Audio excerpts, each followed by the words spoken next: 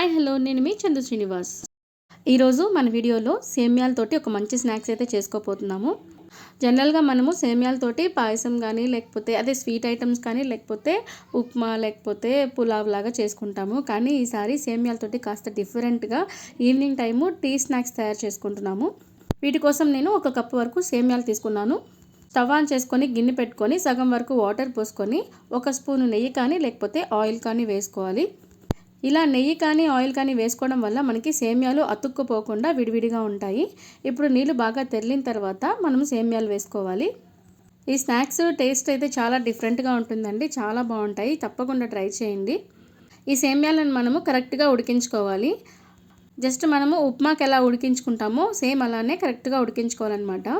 సేమ్యాలన్నీ బాగా ఉడికిపోయిన తర్వాత మనము ఇలా జాలిగంటితో తీసుకొని పక్కన ఆరబెట్టేసుకోవాలి. ఇక్కడ మనం ఆయిల్ యాడ్ చేసుకోవడం వల్ల మనకి ముద్దగా అయిపోకుండా ఇలా చక్కగా విడివిడిగా ఉంటాయి సేమ్యాలు. ఇప్పుడు ఇది పక్కన ఉంచేసి ఒక మిక్సర్ జార్ తీసుకొని అల్లం వెల్లుల్లి దాల్చిన చెక్క జీలకర్ర వేసుకొని ఇలా మెత్తగా పేస్ట్ చేసుకొని పక్కన ఉంచుకోవాలి. ఇప్పుడు మనం రెడీ చేసుకున్న సేమ్యాల్లో మసాలాలన్నిటినీ యాడ్ చేసుకోవాలి. కొద్దిగా ఉప్పు, కారం, కొద్దిగా పసుపు, గరం మసాలా, ధనియాల పొడి, అలాగే 2 స్పూన్లు కార్న్ఫ్లోరు, అలాగే కొద్దిగా శనగపిండి, కొద్దిగా కొత్తిమీర కరివేపాకు కూడా వేసుకోవాలి. ఇప్పుడు ఇందులోనే మనం వేరుగా వేసి పెట్టుకున్న అల్లం వెల్లుల్లి పేస్ట్ని కూడా వేసేసుకోవాలి. సేమ్యాలో కొద్దిగా నీరు ఉండడం వల్ల మనకి నీళ్ళు ఎక్కువగా యాడ్ చేసుకోవాల్సిన అవసరం ఉండదు. ఫస్ట్ ఇలాగా బాగా కలిపేసుకోవాలి. మసాలాలన్నీ అడుగున ఉన్న సేమ్యాతో పాటు బాగా కలిసేలాగా కలిపేసుకోవాలి. గరిటెతో కలుపుకుంటే సరిగా కలవని నేను ఇలాగా చేతితో కలిపేసుకుంటున్నాను. ఇక్కడ నాకు కాస్త శనగపిండి తక్కువగా అనిపించింది. కొద్దిగా శనగపిండి వేసుకొని 1 చుక్క వాటర్ వేసుకొని ఇలా బాగా కలిపేసుకున్నాను.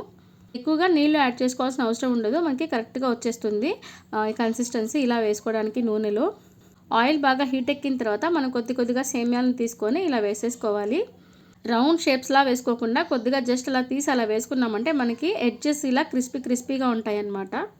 అన్నీ వేసేసుకున్న తర్వాత వెంటనే గరిటె పెట్టి కలిపేస్తే విరిగిపోతాయి కాబట్టి 1 నిమిషం పాటు అలా ఆయిల్లో వదిలేసిన తర్వాత అప్పుడు కలిపామంటే మనకి చక్కగా గట్టిగా సేమ్యా పకోడా అయితే రెడీ అయిపోతుంది.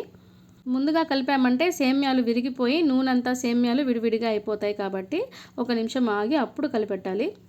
పకోడా అంతా మీడియం ఫ్లేమ్లో వేయించుకొని లాస్ట్లో తీసేసుకున్నప్పుడు హై ఫ్లేమ్లో ఉంచుకొని తీసేసుకోవాలి. అప్పుడే మనకి క్రిస్పీగా వస్తుంది పకోడా. ఇలా అన్నిటినీ వేయించేసుకున్నాక ప్లేట్లోకి తీసుకొని సర్వ్ చేసుకోవడమే. నేను ఇక్కడ వీటిని టమాటో కెచప్తో సర్వ్ చేస్తున్నాను.